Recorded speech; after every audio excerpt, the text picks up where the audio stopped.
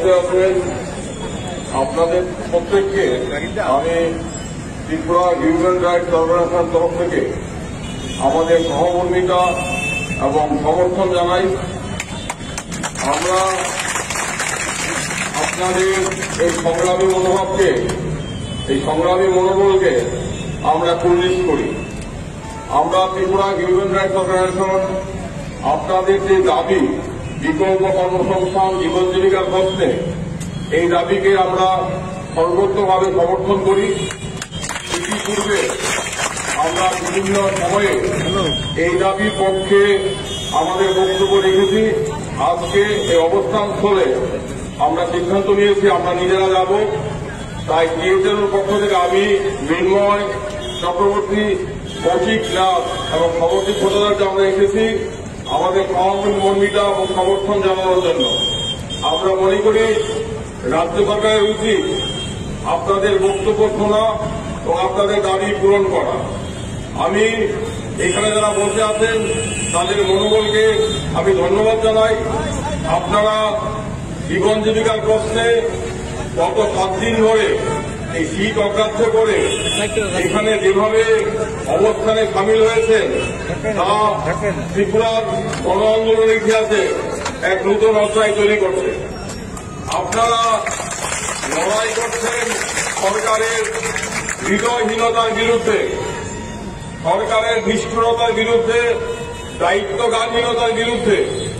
ইতিমধ্যে আমরা জানতে পেরেছি যে আপনাদের ৭৬ জন সহকর্মী প্রয়াত হয়েছেন।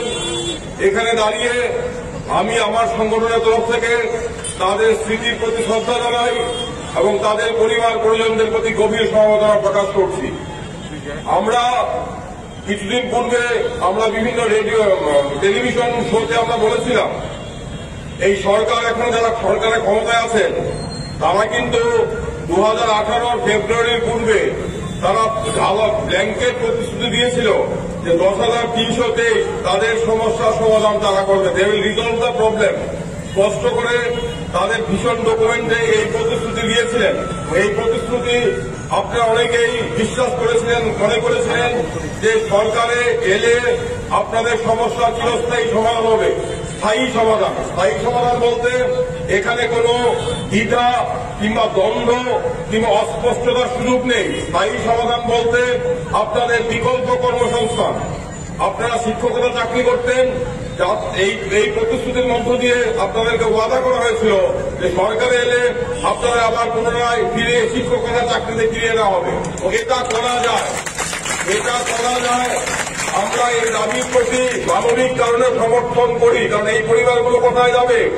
সরকারের দায়িত্ব আছে, রাজ্যের মানুষের দায়িত্ব আছে এই পরিবারগুলোর পাশে দাঁড়ানো এবং সরকার ইচ্ছা করলেই, ইতিমধ্যে আমরা দেখিয়েছি, আপনারা জানেন আপনাদের এখন 10,323 সংখ্যাটি নেই, সংখ্যাটি কমে অনেকটা কমে প্রায় 800-এর কাছাকাছি এসেছে। 8,882 9,000-এর মতো। তো 9,000-কে কর্মসংস্থান আপনাদের যোগ্যতা অনুযায়ী, আপনাদের মর্যাদা অনুযায়ী আপনাদের কর্মসংস্থান দেওয়া যায় যদি সরকারের ইচ্ছা থাকে। সরকার যদি তার প্রতিশ্রুতির প্রতি দায়বদ্ধ থাকে তাহলে সরকারের এটা অবহেলা করার কোনো যুক্তি নেই।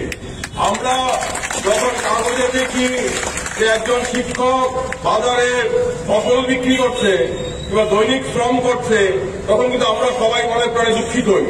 আমাদের মধ্যে রক্তক্ষরণ হয় যে কোনো কারণে হোক তারা পরিস্থিতি শিকার, তাদের পাশে দাঁড়ানো আমাদের দায়িত্ব। তাই আমি এই মঞ্চ থেকে এই ত্রিপুরা হিউম্যান রাইটস অর্গানাইজেশনের তরফ থেকে, এবং এটা শুধু আমাদের সংগঠনের বক্তব্য বলে আমি মনে করি না, এটা রাজ্যের সমস্ত সহানুভূতি সম্পন্ন, হৃদয়বান, বিবেকবান মানুষের বক্তব্য রাজ্য সরকারের কাছে যে সরকার দয়া করে এই শীতের মধ্যে এই শিক্ষক শিক্ষিকাদের প্রতি আর নিষ্ঠুরতার পরাকাষ্ঠা দেখাবেন না। আপনারা আলোচনা করুন, তাদেরকে ডেকে বলুন, লিখিত প্রতিশ্রুতি দিন।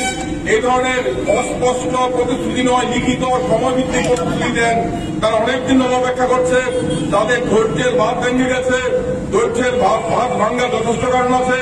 ইতিমধ্যে তারা অনেক সহকর্মীকে হারিয়েছেন, যারা বেঁচে আছেন তারা খুব কষ্টে আছেন, কারণ আমরা জানি পরিবারের একমাত্র সদস্যের স্থায়ী চাকরি যখন চলে যায় তখন সেই পরিবারের সদস্যরা কিভাবে দিন কাটায় এটা বোঝার মতো অভিজ্ঞতা কিংবা বোঝার মতো কাণ্ডজ্ঞান আমাদের সবার কাছে আছে। আমি অবাক হয়ে দেখলাম 5 দিন 6 দিন 7 দিন হলো এতগুলো মানুষ এখানে বসে আছেন, সরকারের তরফ থেকে আপনাদের সাথে আলোচনা করার কোনো উদ্যোগ নেওয়া হচ্ছে না। সরকারের মন্ত্রীরা মিডিয়াতে অনেক কথা বলছেন, কিন্তু এই কথাগুলো এসে বলতে পারছেন না, এসে আপনাদের সামনে তারা দাঁড়িয়ে বলুক। তাই আমি আমার কথা না বাড়িয়ে আমার আবেদন, ত্রিপুরা হিউম্যান রাইটস কর্পোরেশনের আবেদন সরকারের কাছে, আপনারা এটা ইগোর লড়াই দেখবেন না। আপনাদের দায়িত্ব আছে, আপনারা দায়বদ্ধ, আপনারা ভোটে নির্বাচিত হয়ে এসেছেন, আপনারা ভোটের আগে তখন প্রতিশ্রুতি দিয়েছিলেন তাদের সমস্যার সমাধান করবেন। এই সমস্যার সমাধান করা আপনাদের হাতের বাইরে নয়। এই সমস্যার সমাধান করার সুযোগ আছে, শুধু আন্তরিকতা দরকার, শুধু সদিচ্ছা দরকার। এটা এই নিয়ে রাজনীতির দাবা খেলবেন না, রাজনীতির পাশা খেলবেন না, তাদের নিয়ে খেলাধুলি করবেন না। আপনারা স্পষ্টভাবে এই দায়িত্ব পালন করবেন। আমি আশা করব সরকার এই দায়িত্ব পালন করবেন। না হলে আপনাদের আন্দোলন আপনারা চালিয়ে যান, আপনাদের পাশে মানুষের সমর্থন আছে। এই ঘোষণা দেওয়ার জন্য এলাম। আবারও আপনাদের ধন্যবাদ, আপনাদের নমস্কার। আপনার মনোবল জারি রাখুন। আমাদের সমর্থন, নৈতিক সমর্থন আমাদের আপনাদের পাশে আছে, আমাদের অন্য সমর্থন আপনাদের পাশে আছে।